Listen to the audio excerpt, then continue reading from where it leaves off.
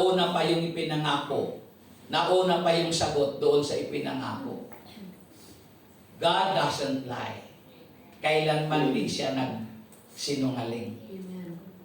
Amen po? Amen. Ang ibig sabihin daw ng trusting to a person ay someone can be relied on to do what they say they will.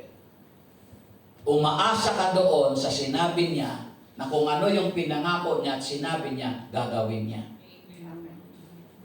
A person who is trustworthy and reliable is someone who is honest, truthful, does not intend to harm others, and has a trustworthy nature.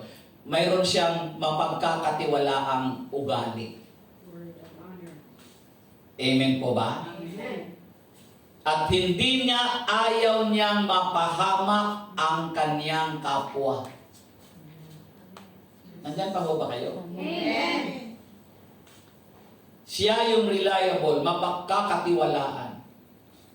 Someone who is honest, truthful, makatotohanan, does not intend to harm others.